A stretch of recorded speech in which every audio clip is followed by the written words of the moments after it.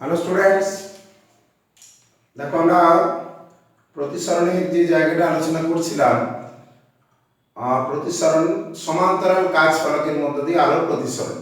আমরা এর আগে আলোচনা করেছি যে একটি মাত্র সমান্তরাল কাজ ফলক যদি হয় তাতে আলোকরশ্মি একটি মাত্র সমান্তরাল কাজ ফলকের মধ্যে যদি আলোকরশ্মি প্রবেশ করে তাহলে দেখা যায় যে আপতিত এবং নির্গত রশ্মি পরস্পর সমান্তরাল হয়। একটি সমান্তরাল কাজ ফলক, তাতে আপতিত রশ্মি এবং এটা প্রতিসৃত রশ্মি এবং যেটা নির্গত রশ্মি এটা সমান্তরাল হয়। এটা তো সহজেই প্রমাণ করা যায়। আর আগের দিন যেটা করিয়েছিলাম যে এখানে আপতন কোণটাকে যদি I1 ধরি, এখানে যদি আমরা ধরে নিই I2, সরি এটাকে R1, এটাকেও R1 ধরে নিলাম, আরও ধরতে পারি, আর এটাকে ধরছি I2, আইরে ধরে নিই, এখানে 1 2 ধরার প্রয়োজন হচ্ছে না। তাহলে এখানে আপতন কোণ I1, এখানে প্রতিসরণ কোণটা আর এটা হচ্ছে I2। আমরা এখানে প্রতিসরণকে যদি মিউ হয়, এটা যদি প্রথম মাধ্যমই ধরি মিউ1, এটা দ্বিতীয় মাধ্যম মিউ2, এবারে যেখানে বেরিয়ে যাচ্ছে এটাও একই মাধ্যম, এটা মিউ1, প্রথম আর শেষ মাধ্যম এক। কি সমান্তরাল কাজ ফলকের মধ্য দিয়ে যদি আলোর প্রতিসরণের ক্ষেত্রে প্রমাণ করতে হয় আপতিত রশ্মি এবং নির্গত রশ্মি সমান্তরাল, তাহলে প্রথম মাধ্যম এবং শেষ মাধ্যমটা অবশ্যই একই হতে হবে। কি প্রথম এবং শেষ মাধ্যমটা একই হতেই হবে, না হলে কিন্তু এই প্রমাণটা আসবে না, এটা খেয়াল রাখবে। তাহলে দেখো আমরা এখানে প্রতিসরণের সূত্র যদি প্রয়োগ করি এ বি সি ডি, তাদের ক্ষেত্রে কি হবে না মিউ1 sin I1 সমান মিউ2 sin R, এটা লিখি।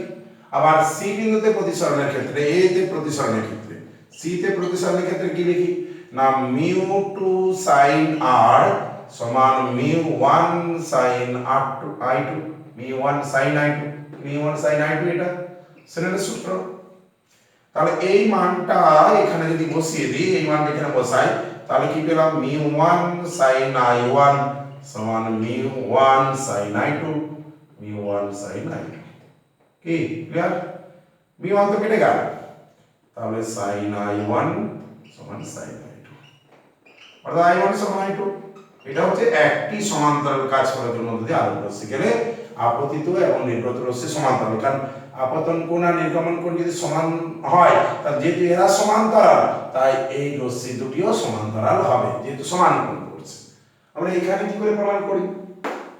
এখানে কি করেছি মিউ1 প্রতিসরণের মাধ্যম থেকে মিউ2 তে এলো, মিউ2 থেকে মিউ3 তে গেল, তারপরে মিউ1 এ বেরোচ্ছে। প্রথম আর শেষ মাধ্যম কিন্তু একই, খেয়াল করে দেখো প্রথম আর শেষ মাধ্যমটা একই হতে হবে। তাহলে আমরা এক কাজ করি, বি বিন্দুতে প্রতিসরণের জন্য যে সূত্রটা লিখব, বি বিন্দুতে প্রতিসরণের ক্ষেত্রে কি সূত্র লেখা যাবে বলো? বি বিন্দুতে প্রতিসরণের সূত্র মিউ1 sin I1 is equal to মিউ2 sin R1। আবার সি বিন্দুতে, এটা বি তে প্রতিসরণের জন্য লিখলাম। এবার আমরা করছি, আচ্ছা এইখানটা আমি একটু ভুল লিখেছি, এটা এই বিন্দুটা বি হবে, এটা বি হবে, এটা বি বিন্দু। কি এটা ঠিক করলাম?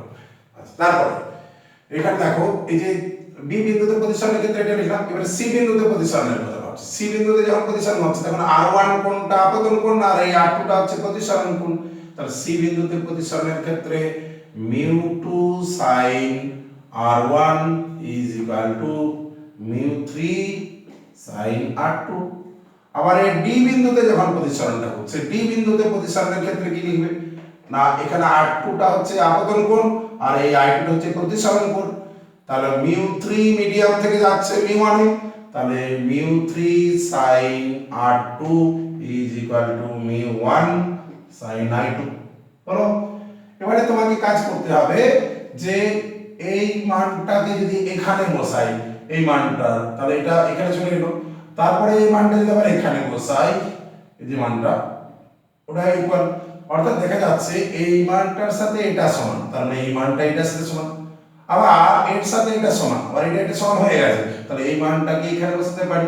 এই তিনটা সূত্র থেকে আমরা কি পেলাম 1 2 3, এই তিনটা ইকুয়েশন থেকে পর পর মানগুলো বসে যদি যায়, তাহলে মিউ1 sin I1 সমান মিউ2 sin R1, আবার মিউ2 sin R1 এর জায়গায় এটা লিখতে পারি কত মিউ3 sin আর 2 লিখতে পারি কি ইকুয়েশন 2 এর মানটা 1 এ বসালাম। এরপরে আবার দেখো এই মানটা এখানেই আছে, তাহলে এর মানটা যদি এইটা বসানো যায় এটা সমানই হবে μ1 sin i2, তাহলে μ1 sin i1 সমান এটা μ1 বের কেটে গেল, তাহলে কি হলো sin i1 সমান sin i2, তো না i1 সমান হলো i2 কি, অর্থাৎ আপতিত রশ্মি এবং নির্গত রশ্মি এরা পরস্পর সমান্তরাল।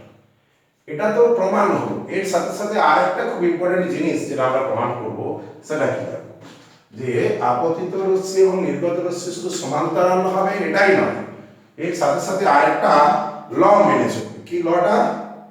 সেই লটা কি, যে লটার আমরা কথা বলছি সেটা হচ্ছে যে এই প্রথম মাধ্যমের প্রতিসারাঙ্ক দ্বিতীয় মাধ্যমের সাপেক্ষে যদি ওখান থেকে বার করতাম, তাহলে দেখো এই যে জায়গায় আমরা এগুলো যদি গুণ করে নিতাম পরপর, এই বাম পক্ষগুলোকে যদি গুণ করি ডান পক্ষগুলো কি আসবে আমরা একটু লিখে নিই। দেখো sin i1 divided by sin r1 সমান হচ্ছে কত μ2 বাই μ1, এটাকে কি বলি μ2 উইথ রেসপেক্ট টু 1, তাই তো প্রথম ইকুয়েশন 1 নাম্বার সমীকরণ থেকে এটা পেলাম। 2 নাম্বার সমীকরণ এটা তোমরা লিখে নাও। 2 নাম্বার সমীকরণ থেকে কি পেলাম? 2 নাম্বার সমীকরণ থেকে দেখো sin r1 divided by sin r2 যেটা পাচ্ছি সেটা দেখো আসছে μ3 ডিভাইডেড বাই μ2, এটা মানে μ3 উইথ রেসপেক্ট টু 2। 3 নাম্বার সমীকরণটা থেকে যেটা পাচ্ছি 3 নাম্বারটা ওখানে লেখা আছে দেখো, ওখানে sin r2 divide by sin i2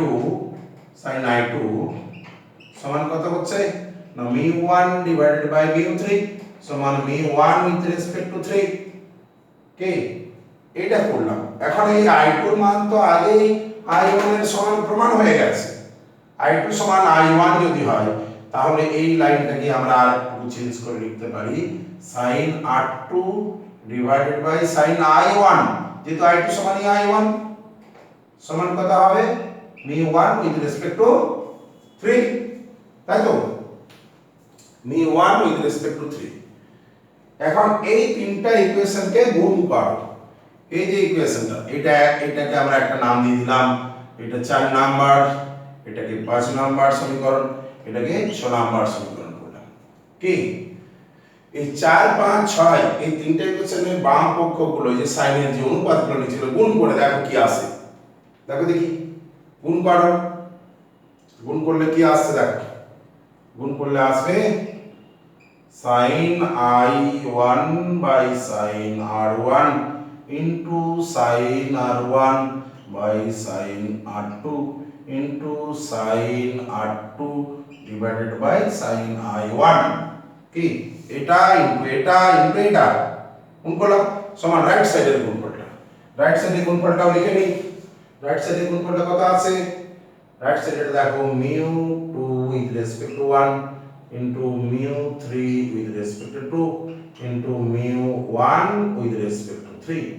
এখন এগুলো তো সব কাটাকুটি হয়ে 1 থাকবে, দেখো sin r1 এই sin r1 কেটে যাবে, এখানে sin r2 কেটে যাবে কি, আর এখানে sin i1 এখানে sin i1 কেটে, তাহলে কত হবে ভাগফলটা 1 হবে, তাহলে 1 তাহলে কি সমান 1 পেলাম, এই যে রেজাল্টটা, এটা তাহলে কত হলো, এটা হচ্ছে μ1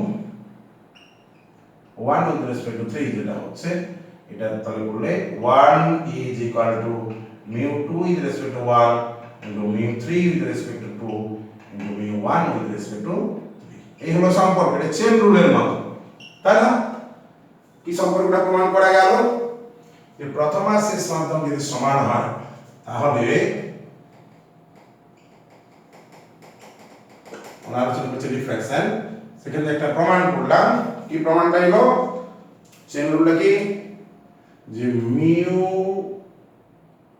with respect to 1 into μ3 with respect to 2 into μ3 এবারে μ1 with respect to 3 is equal to 1 হবে কি, এটা হচ্ছে প্রমাণ।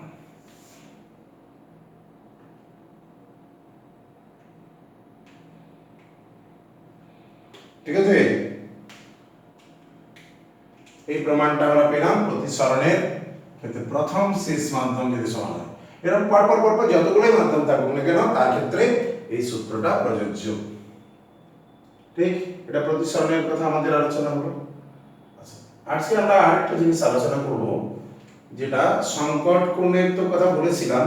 সংকট কোণের সাথে সাথে আমরা জলের মধ্যে মাছের যে দৃষ্টি সেটা কিভাবে হয় সেটা নিয়ে একটু আলোচনা করব।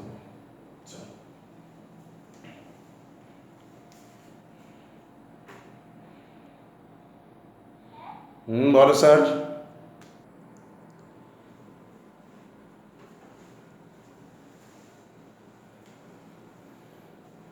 হ্যালো স্টুডেন্টস,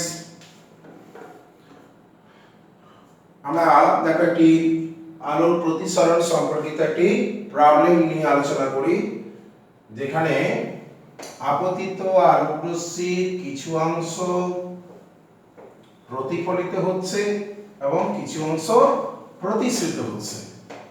এখন আলোক রশ্মি যদি কোনো একটি তলে এসে আই কোণে আপতিত হয় এবং এর কিছু অংশ প্রতিফলিত হয় এবং কিছু অংশ প্রতিসরিত হয়, আর প্রতিফলিত এবং প্রতিসৃত রশ্মির মধ্যবর্তী যে কোণ, সেই কোণটা যদি বলা থাকে 90 ডিগ্রি, প্রতিফলিত এবং প্রতিসৃত রশ্মিতে পরস্পর সমকোণে থাকে, তাহলে তখন ওই মাধ্যমের প্রতিসরাঙ্ক এবং যেটা আপতন কোণ এবং প্রতিসরাঙ্ক বলছি মিউ, এদের মধ্যে একটা সম্পর্ক পাওয়া যায়। কি সেই সম্পর্কটা আমরা প্রমাণ করব। তাহলে প্রবলেমটা কি একটু বলে নিই। প্রবলেমটা হচ্ছে এরকম যে বায়ু থেকে, দেখো যে বায়ু থেকে একটি আলোক রশ্মি বায়ু মাধ্যম থেকে এসে কোন একটা, এটা কাঁচের স্ল্যাব মনে করা যাক, এটা কাঁচের তল, এটা হচ্ছে বিভেদ তলটা, এখানে এসে একটা আলোক রশ্মি এসে আপতিত হলো। এই আপতিত রশ্মির কিছু অংশ প্রতিফলিত হয়ে চলে গেল আর কিছুটা অংশ প্রতিসৃত হলো। কি এখন এই আপতন কোণটা যদি আই হয় আর এই কাঁচের প্রতিসরাঙ্ক যদি মিউ ধরা হয়, মিউ বলে দেওয়া আছে মিউ, আর এইটা আপতিত রশ্মি এ বি, প্রতিফলিত রশ্মি এসি, এটা অভিলম্ব ডেল্টা স্টার দিলাম, আর এটা হচ্ছে এ বি, এটা হচ্ছে প্রতিসৃত রশ্মি। বলছে এই প্রতিফলিত এবং প্রতিসৃত রশ্মি এদের মাঝের কোণটা যদি 90 ডিগ্রি হয়, কি প্রতিফলিত এবং প্রতিসৃত রশ্মির মধ্যবর্তী কোণ 90 ডিগ্রি হলে, কোথা থেকে আলোটা আসছে? বায়ু মাধ্যম থেকে আসছে, মানে এটা 1 প্রতিসরাঙ্কের মাধ্যম, আর এটা কাঁচ, এটা গ্লাস মিডিয়াম, মিউ গ্লাসটাকে মিউ ধরে নিচ্ছি।